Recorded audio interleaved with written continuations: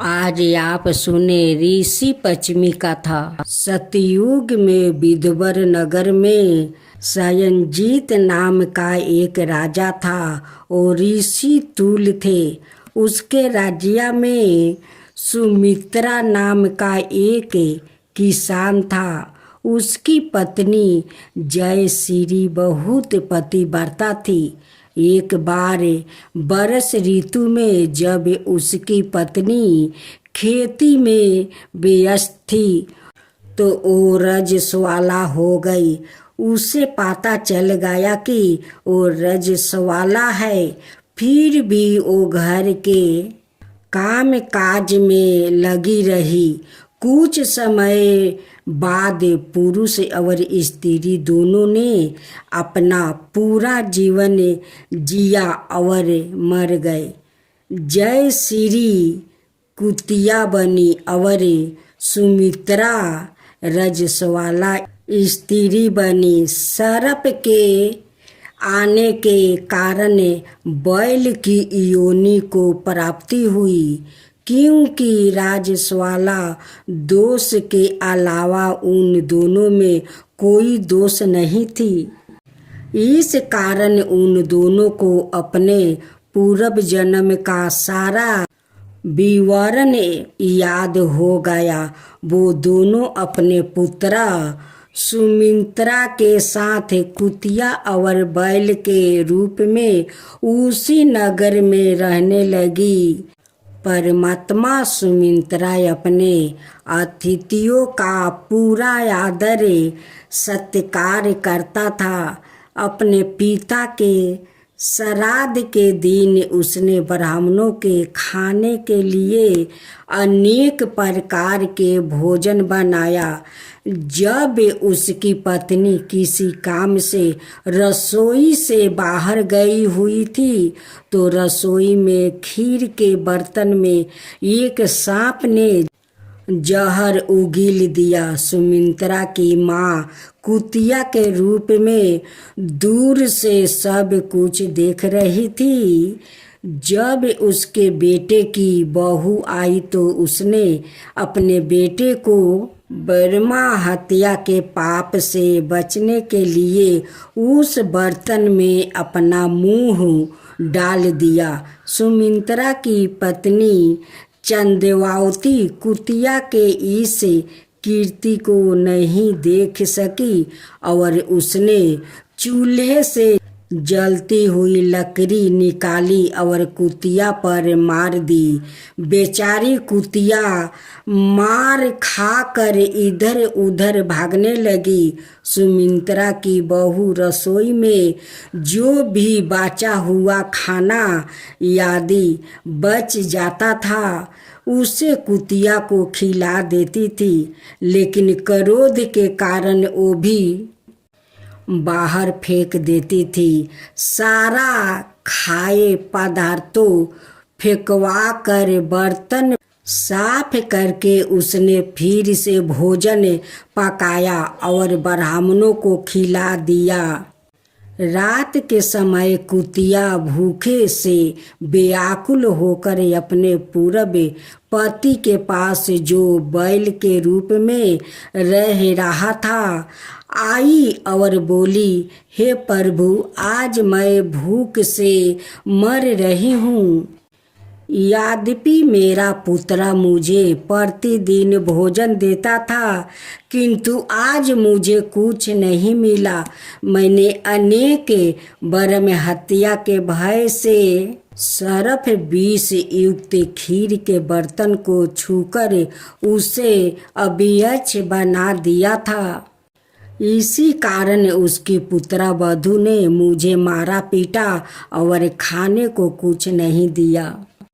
तब बैल ने कहा, हे भद्रा, तुम्हारे पापों के कारण ही मैं भी इस योनि में आया हूँ और आज भार ढोते ढोते मेरी कमर टूट गई है।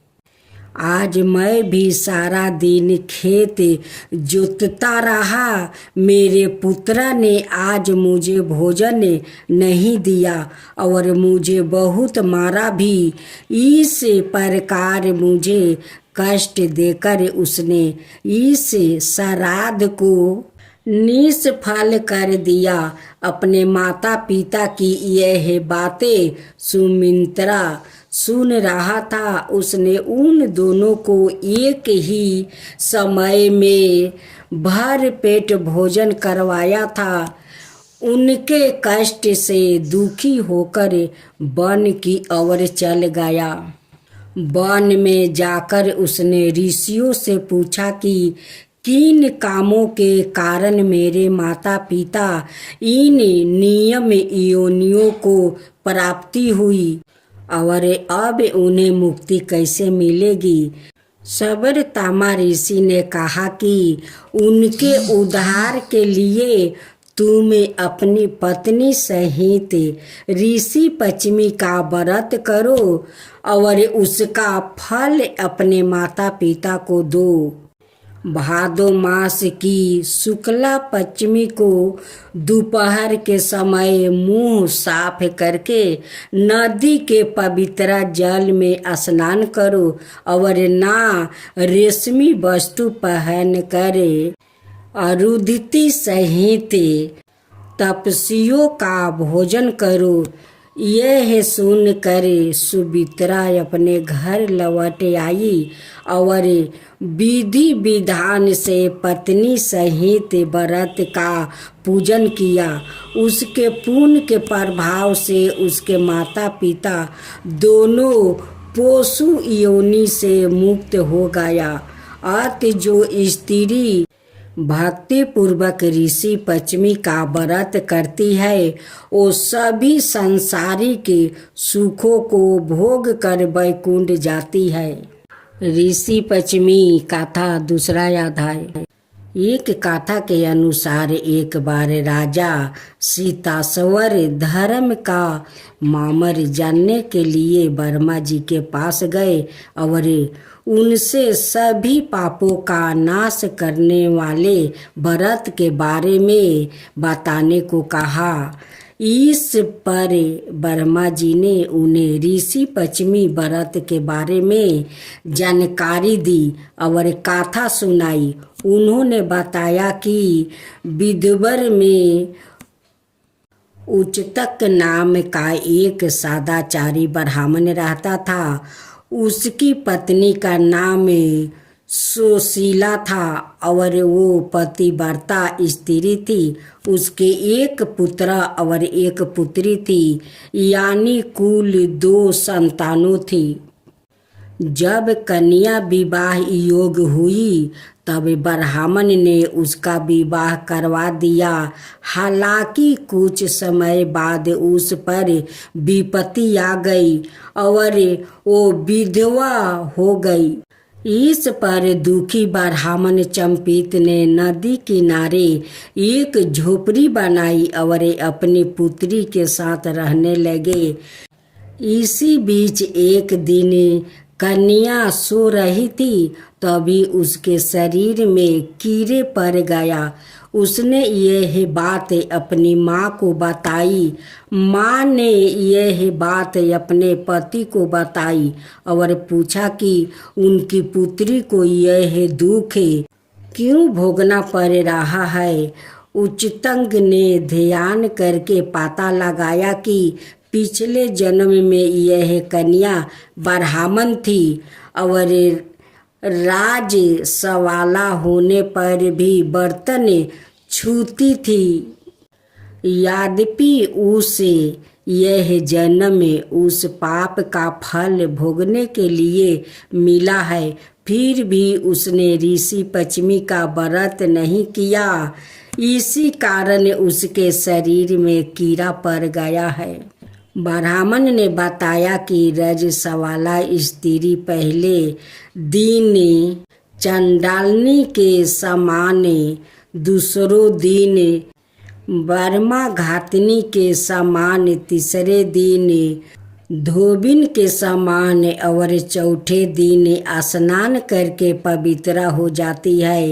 यदि वो अब भी ऋषि पश्चिमी का व्रत राखे तो उसके दुख दूर हो जाएंगे और अगले जन्म में उसे अखंड सौभाग्य की प्राप्ति होगी। पिता का आज्ञा से कन्या ने ऋषि पश्चिमी का व्रत रखा, इससे उसके दुख दूर हो गया और उसे अखंड सौभाग्य की प्राप्ति हुई। ऋषि पश्चिमी कथा तीसरा अध्याय। एक बार एक ब्राह्मण और ब्राह्मणी संतान प्राप्ति के लिए सतप ऋषि का व्रत रखते थे और जब उन्हें संतान के रूप में एक पुत्री प्राप्ति हुई तो उन्होंने उसे भी यह व्रत करवाना शुरू कर दिया। इसके बाद उन्होंने उसका विवाह भी एक ऐसे व्यक्ति से करवा दिया जो उनके घर में जमाई बनकर रहता था। ससुराल और जमाई दोनों मिलकर खेतों में काम करने लगे। ब्राह्मण ने ब्राह्मणी से कहा कि उसके लिए खीर और जमाई के लिए लबरी ले आओ। ब्राह्मणी भी वैसा ही करने लगी। एक दिन जब ब्राह्मण को काम के लिए बाहर जाना पड़ा तो ब्राह्मणी भोजन लेकर आई और जमाई से कहा कि एक बर्तन में भोजन तुम्हारे ससुराल के है और दूसरे में तुम्हारा। यह सुनकर जमाई ने सोचा कि यह अपने ससुराल के लिए क्या लाई है जो उसने कह दिया कि यह तुम्हारा है और यह तुम्हारे ससुराल का है। दामाद ने अपने ससुराल का बर्तन खोला और उसमें खीर देखी। खीर देखते ही उसका मन ललचने लगा और उसने खीर खा लिया। जब ब्राह्मण ने आकर देखा कि दामाद ने खीर खा ली है तो वो क्रोधित हो गया और कुल्हाड़ी से दामाद के साथ टुकड़े कर दिया और उन्हें 7 अलग अलग स्थानों पर छिपा दिया। ब्राह्मण की बेटी का पति 3 दिन तक घर नहीं आया तो सपत ऋषियों ने सोचा कि उसका व्रत तोड़वाना जरूरी है। इसके लिए उन्होंने अलग अलग जानवरों का भेष धारण किया और उसके टुकड़ों ढूंढकर उसे जीवित कर दिया। उसे यह भी कहा कि वो अपने ससुराल वालों के साथ ना रहे और उसने वैसा ही किया। वो अपने ससुराल वालों से अलग रहने लगा। यह सब उसकी पत्नी के ऋषि पश्चिमी व्रत की शक्ति के कारण संभव हुआ।